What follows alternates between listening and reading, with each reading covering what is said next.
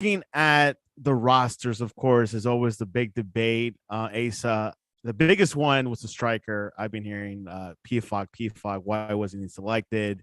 Who should be that number 9? Of course, we got Pepe and some other players. But what was your thought on that? I mean, everyone has their favorite, but who do you think should be in that top spot?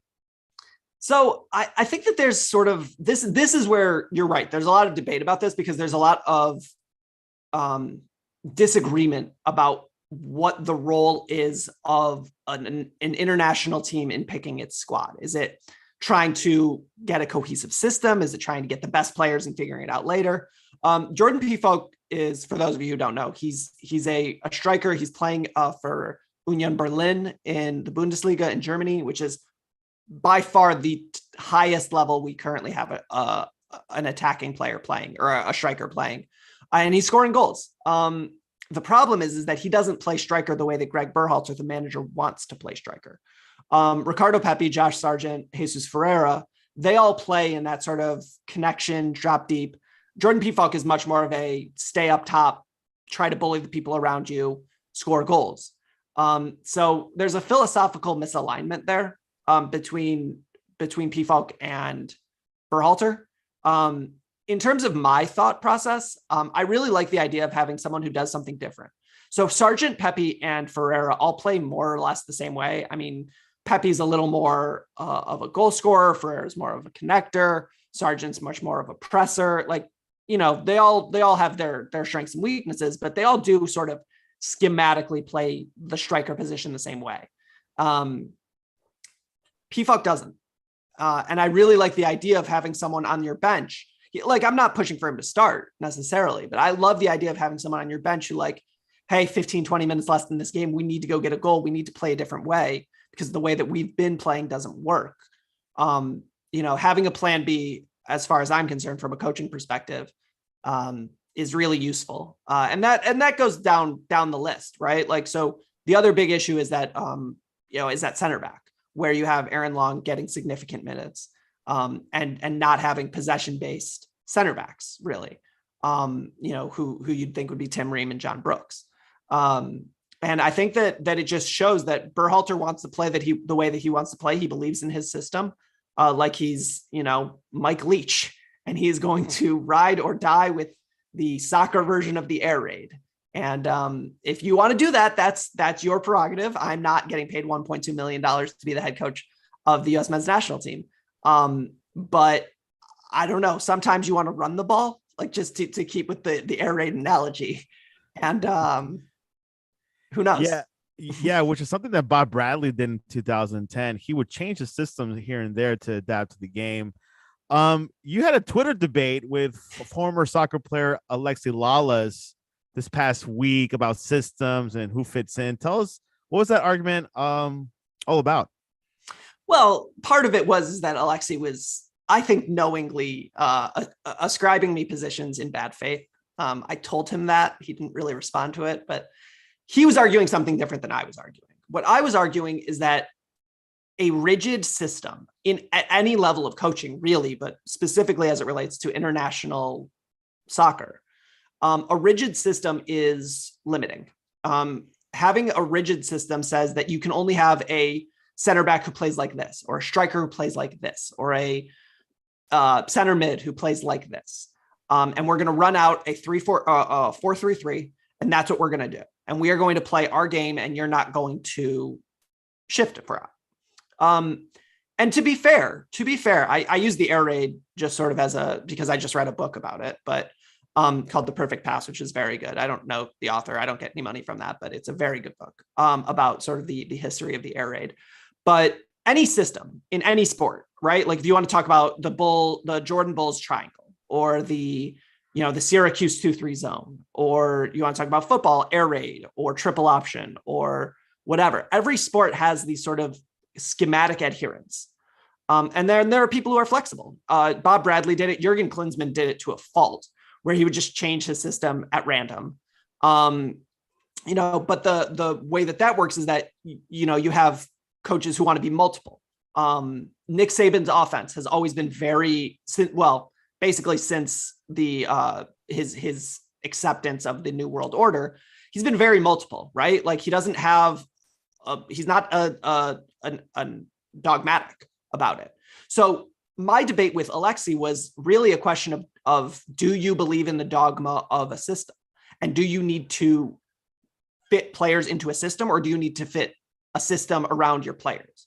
And my argument is that as long as you can't recruit your own players, right? Mike Leach gets to pick his quarterback from 1,000 quarterbacks across the country, right? Now, can he get exactly the quarterback he wants at all times? No, but he gets to pick which quarterback he wants. Greg Berhalter cannot magically create a player to fit his system, right? There are Americans who play soccer, and that is his player pool.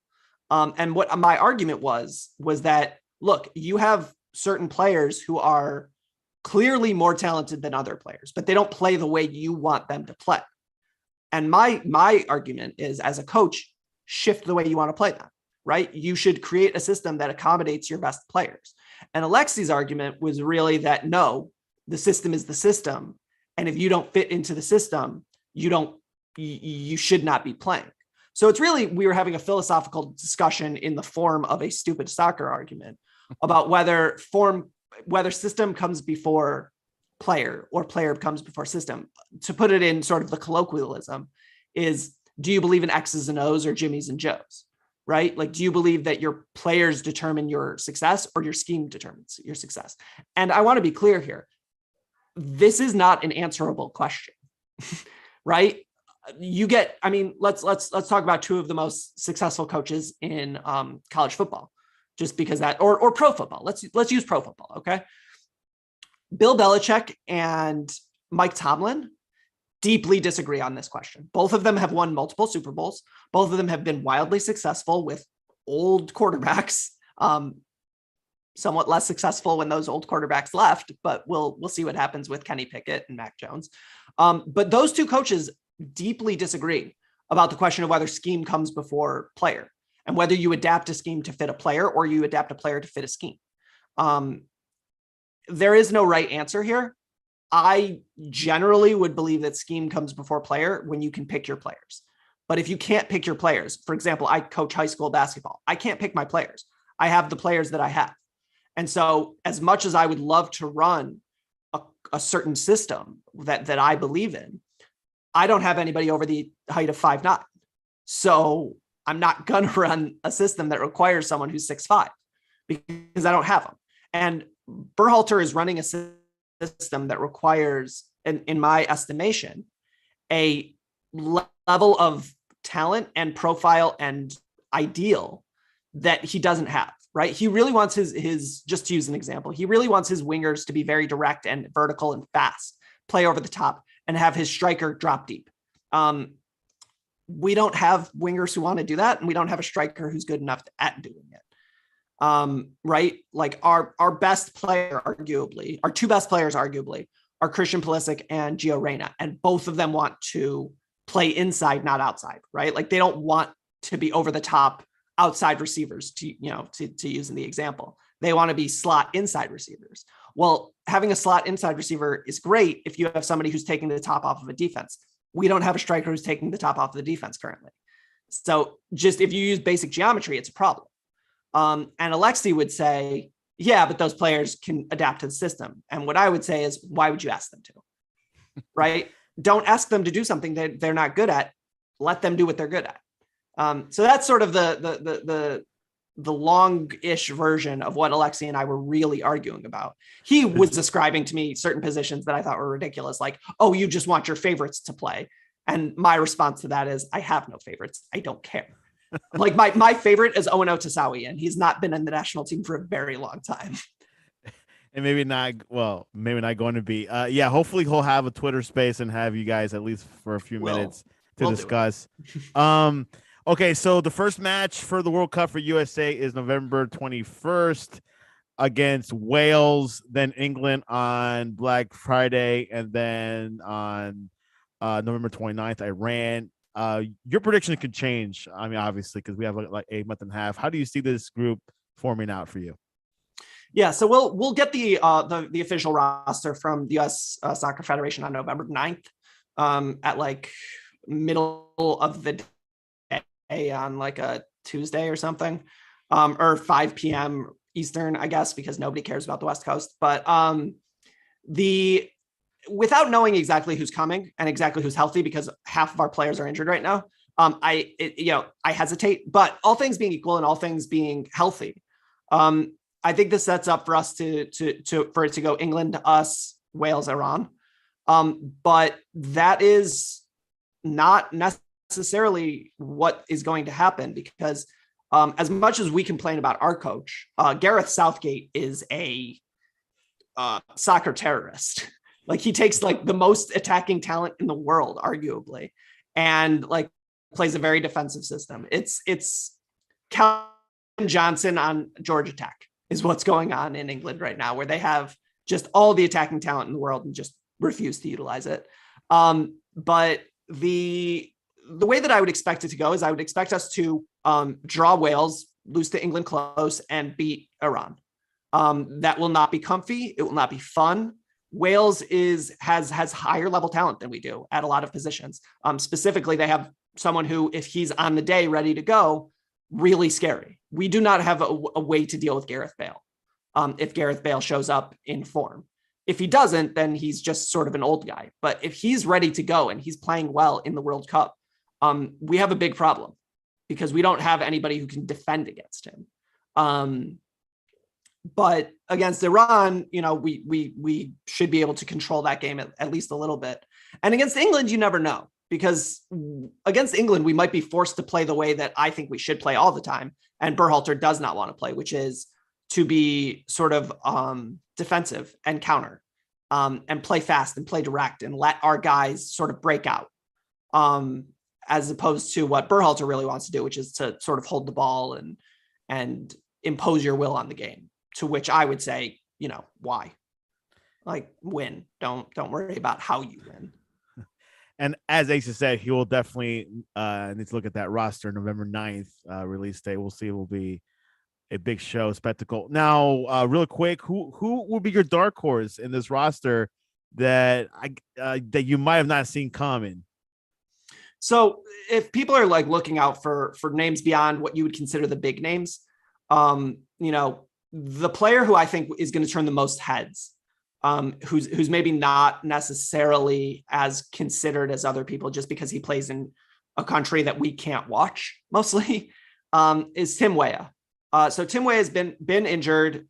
He is not playing all that much for his club team. When he plays for America, he just fills the role so well. So a lot of the starters on this team are guys who have been starters for a while. If you pay attention to this team, Serginho Dest, Weston McKennie, Tyler Adams, Christian Pulisic. Our strikers are all sort of a level below what you would want. But I think that a lot of the issues that we have schematically can be fixed by Tim Weah, because he is fast, he's direct, and there aren't a lot of players who I think are going to be able to go, sort of step for step with him, especially if England plays Luke Shaw on the left. I feel really good about Tim Weah's ability to just sort of dust him. And then you get into a question of like, can you tilt the field one way or the other so that England has to shift their defense in a way that makes them uncomfortable, which is, the goal of sports, make somebody do something that they don't want to do. And I think Tim Weah is probably the only player we have who can do that. Reina can sort of impose his will on a game. Pulisic can have moments of brilliance. Wes and Musa and Adams are all, very straightforward. I think Weah is the one who, if he shows up in a way, if he shows up in that fashion, he can be someone who, at the end of the World Cup, you're saying to yourself, wow, this guy's a superstar. There you go. Asa, we'll definitely have him before the World Cup to discuss and to iron out the details on the roster and, of course, the World Cup itself. Asa, what is the best way to reach you online, and tell us about your podcast? Yeah, so I'm at Touchlines and Touchdowns. We're on Twitter at TLS_N_TDS. I'm usually on there. If I'm not, somebody else is, but it's usually me. And our podcast is wherever podcasts are sold, ours is free, but we're on Spotify, Apple Podcasts, all that other stuff. And if you want to find me, I'm on the Twitters arguing with Yes. Alexi Lalas about things that he knows better about. Yeah, I'm just gonna exactly. say. Ace is an awesome guy, very smart intellectual, and he mixes college football to analyze with the world football game, which is good because sometimes us Americans we need to have a nice parallel or nice anomaly to figure out what's what. And hey, he explained it very college football style. I love it. I love it. Anyways, you can reach us at the sportscast.net or the sportscast1 on Twitter and Instagram, and we'll have some more World Cup coverage. Oddly enough, for this fall, so things are going to be adjusting with football and soccer. I don't know how I'm going to do it, but Asa probably planned it out for himself already. There is a spreadsheet of when we're talking about what, but suffice to say, the episode with England and America's World Cup game, it's happening at the same time as Nebraska versus Iowa and the day after the Egg Bowl. So I can promise something stupid is going to happen between those three games. I don't know what, and I don't know which, probably the Egg Bowl. But, you get Lane Kiffin versus Mike Leach the night before England versus America. I will have something to talk about that day. I'm confident in that. Plenty of sports. Asa Smith, thanks for coming on to the Sportscast.